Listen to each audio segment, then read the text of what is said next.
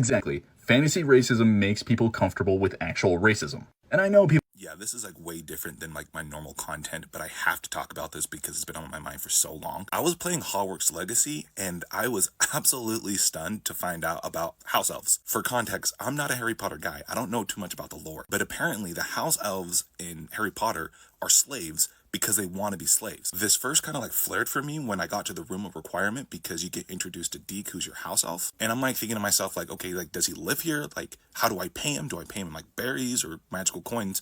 I don't know. Never throughout the rest of the game does it ever get brought up about compensation whatsoever. Thought that was weird. Maybe it's like some magical agreement. Again, I don't know too much about this lore. But then I got to the mission where you buy the shop. And I'm just sitting here negotiating with this lady about the price and what comes with it. And she's all talking about, oh yeah, it comes with the shop, everything with it, and the house elf. And I realized at that point during this conversation, they're slaves. There's no doubt about it. They're absolute slaves. Then I was thinking, okay, like why would like J.K. Rowling like write slaves like into her books? Like what's the deeper meaning? There must be a deeper meaning. Apparently not.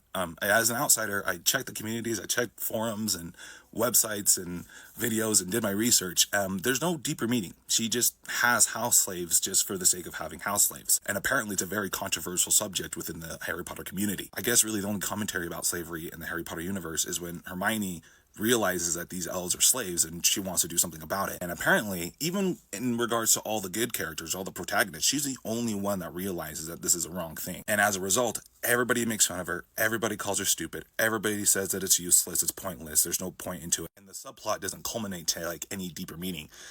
It's just one of those situations where like even though you have good intentions, if you don't know the whole thing, it's better just to stay out of it. But what was even more fascinating while I was doing my research is that people actively try to defend it. They say that it's fiction, it's fantasy, it's not real, so it's not that big of a deal. They say that the elves are magically wanting to be slaves. Apparently that's canon. But you can go on literally Reddit, YouTube, TikTok. TikTok has a lot of videos about this. But you could see people formulate arguments trying to defend slavery in the Harry Potter universe. And it's actually crazy because they use real life arguments that people try to use in real life. Like that's insane, but they don't realize they don't realize the connection that they're making. One good example is like there's nothing for elves outside of slavery. Like there's no systems in place, there's no other job skill set, or like the world is going to eat them up. And they're saying this shit unironically without realizing that those are actual arguments that real slavers were making in real life. And even then, to that example, still doesn't justify it because all that means is that there's no structure in place to support them.